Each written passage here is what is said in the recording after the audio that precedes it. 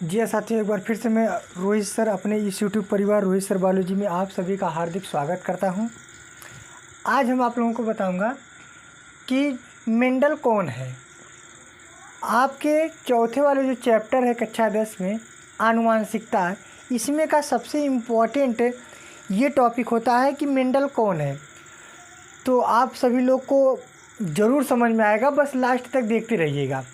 बस शेयर कर दीजिएगा धीरे से, अगर समझ में आ जाएगा तो। नहीं समझ में आएगा तो कमेंट बॉक्स में क्वेश्चन कर सकते हैं। तो 10 और 12 दोनों के लिए इम्पोर्टेंट है, बस समझते रहिएगा, अभी आप लोगों को तुरंत याद हो जाएगा। देखिए मेंडल कौन है या मेंडल आनुवांशिकता के जनक हैं। मेंडल कौन है? तो मेंडल आनुवांशिकता के जनक है। अब इन्हें आनुवांशिकता का जनक क्यों कहा जाता है? देखिए सबसे पहले बात करते हैं मेंडल के जन्म की। तो मेंडल का जो जन्म है वो 22 जुलाई 1822 ईस्वी में हुआ था। ठीक है, मेंडल जी का जन्म कब हुआ था? 22 जुलाई 1822 ईस्वी में। और जन्म स्थान कहाँ है, यानी उसका जन्म किस स्थान पर हुआ था? तो ऑस्ट्रिया देश है, ऑस्ट्रेलिया नहीं है, ऑस्ट्रिया देश के ब्रून नामक शहर में, यानी ऑस्ट्रिया देश है, वहाँ का एक शहर है जिसका नाम ब्रून है। ब्रून नामक शहर में सिलिसिया, ठीक ना, इनके गांव का नाम क्या है? सिलिसिया, यानी ऑस्ट्रिया देश के ब्रून नामक शहर के सिलिसिया नामक ग्राम में हुआ है। एक साधारण परिवार में हुआ है। अब इन्होंने अपना प्रयोग किस पे किया गया, ये पूछा जाता है कि मेंडल ने अपना प्रयोग किस पौधे पे किए थे। तो मेंडल अपना प्रयोग उद्यान मटर पे किए थे। किस में किए थे? उद्यान मटर, जिसे अंग्रेजी में कहते हैं गार्डन पी। क्या कहते हैं? गार्डन पी, यानी उद्यान मटर पे किए थे, यानी ऐसे मटर पे किए थे जो एक बगीचे में उगाया गया था, गार्डन पी था। इसके बाद इसका बॉटनिकल नेम पूछा जाता है। तो उद्यान मटर यानी मटर का जो बॉटनिकल नेम है, यानी वनस्पति नाम है, तो वह पाइसम सटाइवम। क्या है? पाइसम सटाइवम है। तो इसका क्या है? ये वनस्पति या बॉटनिकल नेम होता है। ठीक है, इन्होंने 7 विपरीत लक्षण के बारे में बताए थे। तो 7 विपरीत लक्षण के बारे में जिसको अभी नहीं पता है तो पिछले वीडियो में जा कर के देख सकता है, क्योंकि हम वहाँ पे 7 विपरीत लक्षण के बारे में बताए हैं। देखिए, तो 7 विपरीत लक्षण कब बताए थे? 1857 ईस्वी में मेंडल ने मटर में 7 विपरीत लक्षण बताए थे। वो 7 विपरीत लक्षण का अध्ययन कब किए थे? 1857 ईस्वी में। इसके बाद प्रयोग का समय, यानी जब मटर पर प्रयोग कर रहे थे, जो उद्यान मटर पर प्रयोग कर रहे थे, 1856 से शुरू किए थे और 1863 या 64, आपको 2 वर्ष देखने को मिलता है। कहीं 63 दिया होता है तो कहीं 64। तो ध्यान रखिएगा, अधिकतर ये 64 वाला याद करिएगा, क्योंकि मेंडल अपना प्रयोग 8 वर्ष किए थे।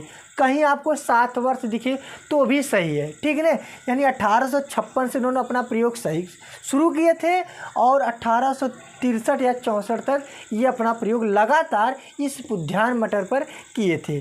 और 56 में शुरू किए थे तो 57 में इसके 7 विपरीत लक्षण के बारे में बताए थे। निष्कर्षों का प्रकाशन, यानी इसके बाद इन्होंने जब प्रयोग कर लिया तो इसके बाद कुछ निष्कर्ष निकला। तो निष्कर्षों का जो प्रकाशन, तो इसका जो प्रकाशन, यानी जब इस निष्कर्ष के बारे में एक किताब के लिखे थे, यानी जितना इन्होंने प्रयोग किया था, जो उसका निष्कर्ष आया था, तो उसकी किताब लिखे थे। और ये किताब का जो प्रतिपादन है, यानी जब ये किताब का प्रतिपादन, यानी इसका जब शुरुआत हुआ था, तो इसका पुस्तक का नाम रखा गया था पादप संकरण के प्रयोग। उस पुस्तक का नाम क्या था?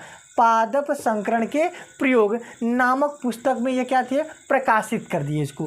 ठीक है, अपनी ये जो प्रयोग किया गया है, माने कि प्रकाशित कर दिया। जो इन्होंने मटर के पौधे पर प्रयोग किया था 1856 से लेकर के 63 या 64 तक, उन सभी बातों को एक पुस्तक में लिख दिए, यानी प्रकाशित कर दिए। तो उस पुस्तक का नाम क्या है? पादप संकरण के प्रयोग। क्या है? पादप संकरण के प्रयोग है।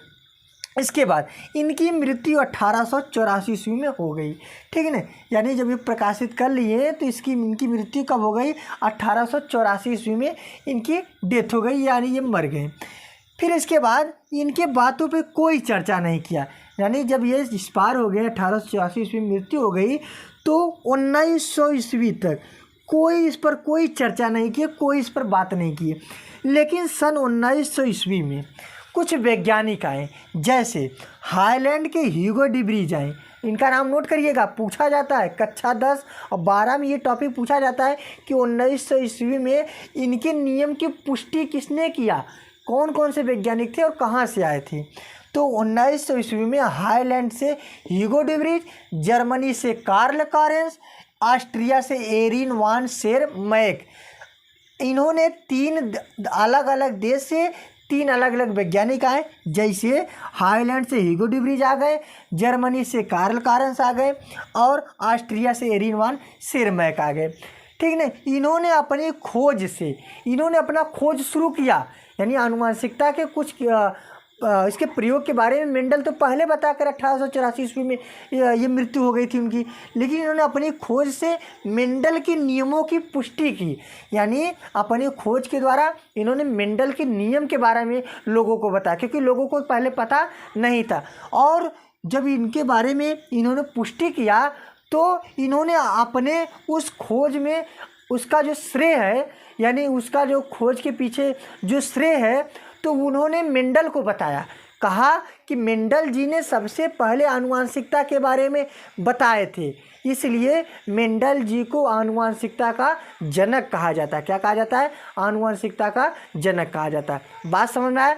आप लोग इसका एक स्क्रीनशॉट ले लीजिए, आप लोग इसको एक नोट्स पे अपने मन से लिख सकते हैं या बना सकते हैं। एक रिवीजन क्लास में जल्दी जल्दी सुनिए, मेंडल को आनुवंशिकता के जनक क्यों कहा जाता है, अर्थात मेंडल हैं कौन, क्यों इन्हें कहा जाता है। तो मेंडल जी का जन्म 22 जुलाई 1822 ईस्वी में हुआ है और ये ऑस्ट्रिया देश के ब्रून नामक शहर में हुआ है। सिलिसिया एक ग्राम है जहाँ पे इनका जन्म हुआ था और प्रयोग उद्यान मटर पे किए थे, जिन्हें अंग्रेजी में गार्डन पी कहा जाता है। इनका बॉटनिकल नेम पाइसन सेटाइवम होता है और ये 7 विपरीत लक्षण की अध्ययन किए थे और इन्होंने 1857 ईस्वी में इसका अध्ययन किया था। विपरीत लक्षण का प्रयोग का जो समय है 1856 से लेकर के 1863 या कहीं कहीं 1864, यानी 7 वर्ष या 8 वर्ष इन्होंने लगातार प्रयोग किए थे।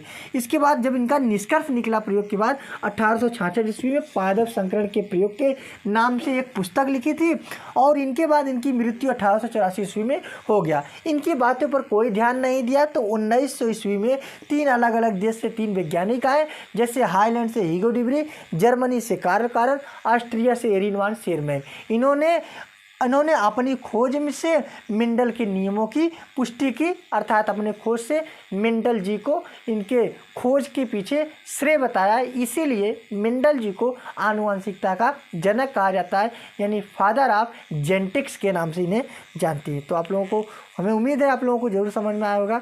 आप लोग शेयर कर दीजिए, लाइक कर दीजिए, कमेंट कर दीजिए, ठीक है। स्क्रीनशॉट लेना मत भूलिएगा। नेक्स्ट वीडियो में मिलते हैं, तब तक के लिए जय हिंद।